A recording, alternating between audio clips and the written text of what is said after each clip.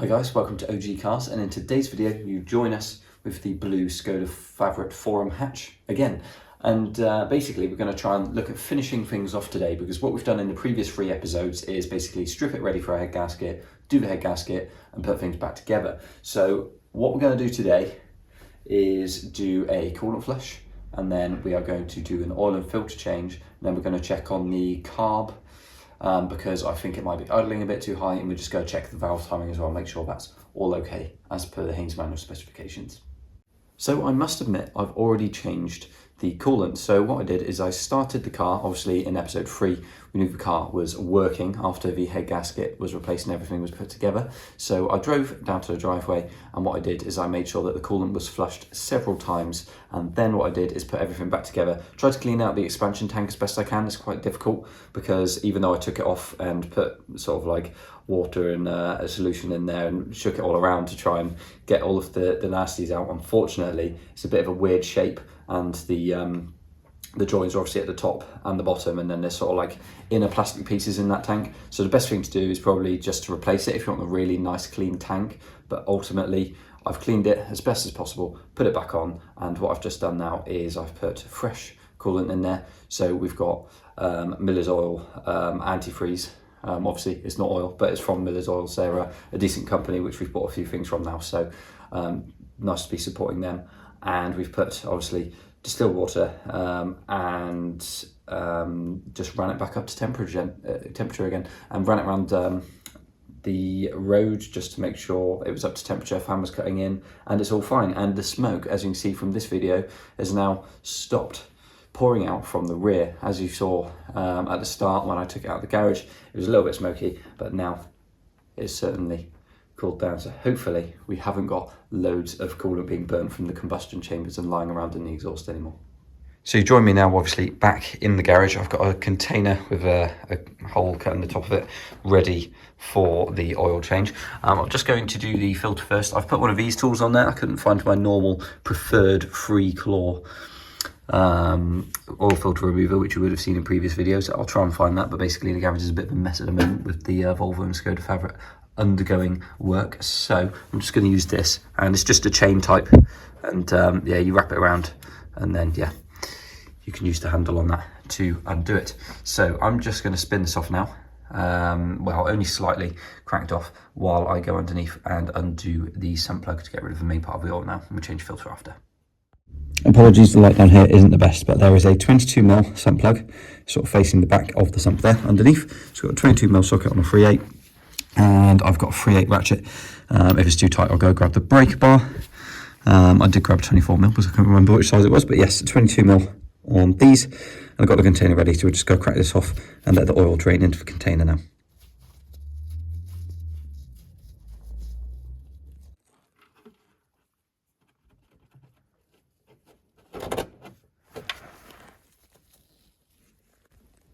I've just popped the sump plug on a wipe there so I can clean it off. We'll just let that drain now.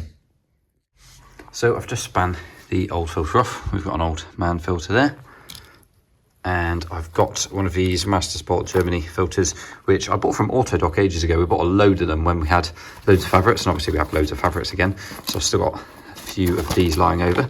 So I think the seal's just come off the end of there anyway, so what we're going to do is just put a lick of oil on the seal and twist that back on. I've got a new seal for the sump plug as well, so we're just going to spin that on as well.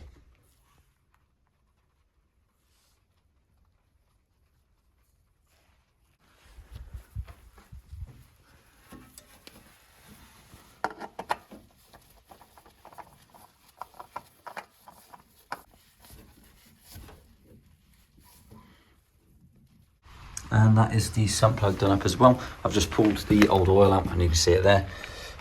So obviously I will use the funnel to put that into another container to dispose of at a later date. Now what we're going to do is take the cover off the rocker and take the carb cleaner off again, just so that we can have a little look at the carb timing and the valve timing. Okay, so join me to remove a couple of the things that obviously we've refitted very recently but need to check on. So we're going to need to remove these.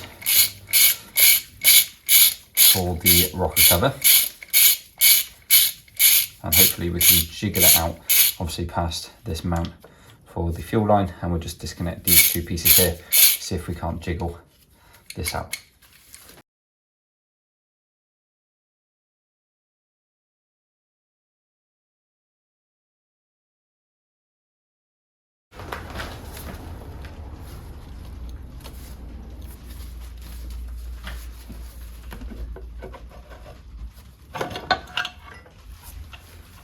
There we are. See if we can't jiggle it underneath the rockers here. Get it past the stud. There we are. And somewhere safe. Okay, so now we've got access, obviously, to our rockers so that we can do the valve timing. They're adjusted by basically holding the end here with a flathead, which I do have, like so. And I need to grab a spanner, but you can crack them off like that, and then you can just adjust them depending on if the tolerances are out. And why you need a feeler gauge, or as this one says on it, a thickness gauge. And we'll have a little look and see what thickness we need shortly. But firstly, let's just whip off the intake.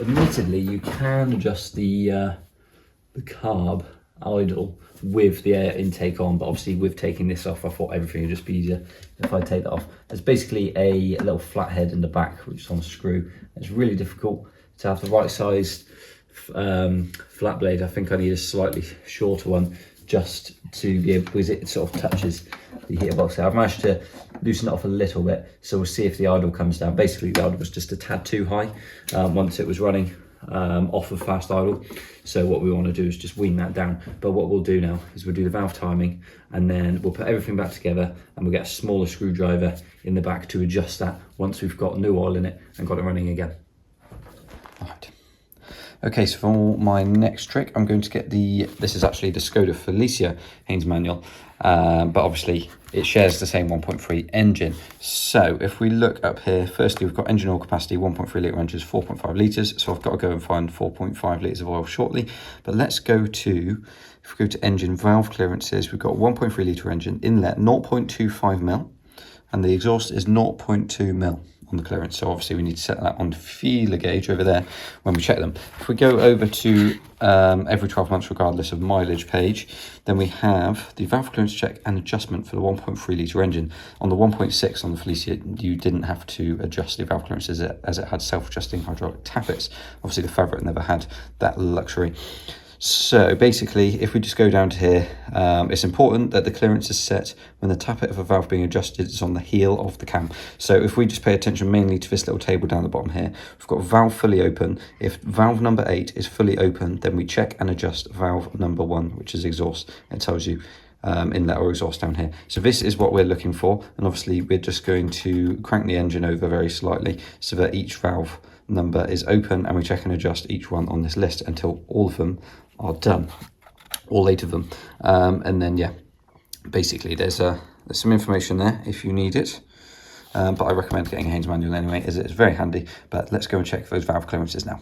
So I've just had to decide to throw this in the bin, the thickness gauge, because it's all kinds of rusty and I can't even see what the sizes were. So that's in the bin. But here we are.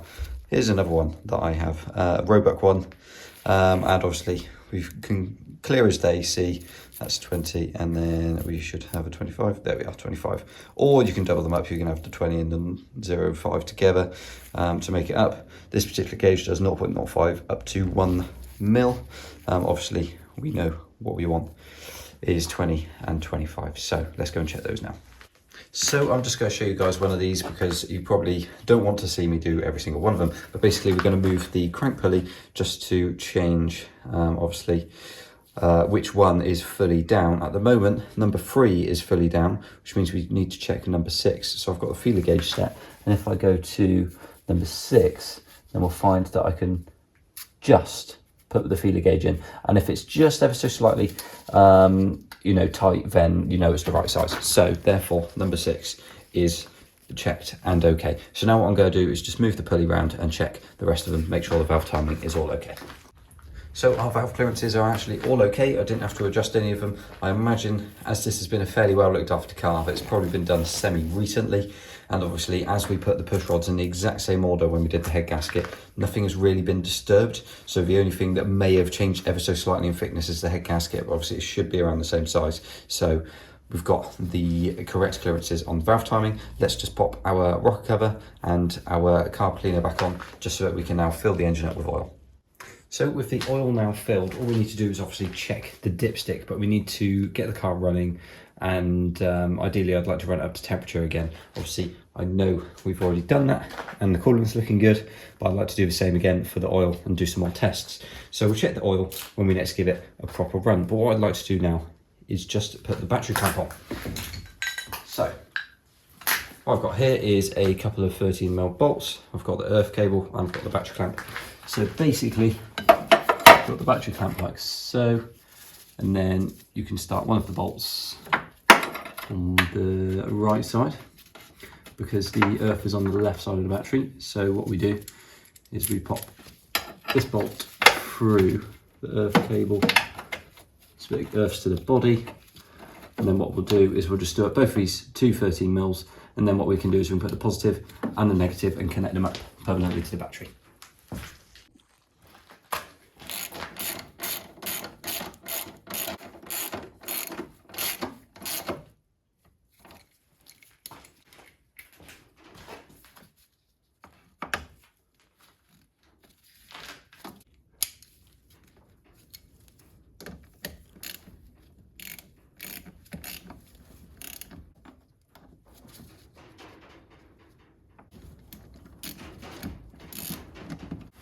Okay everyone, so that's everything bolted back up, even the battery clamp is back on. So ultimately everything under here is pretty much all done. All we need to do now is give it another run, check the oil, just check the coolant level while we're using it. So we'll do a little bit of testing over a few miles and just see what happens with it next. But for this video, that is about it. The car's back together, it's almost ready to go.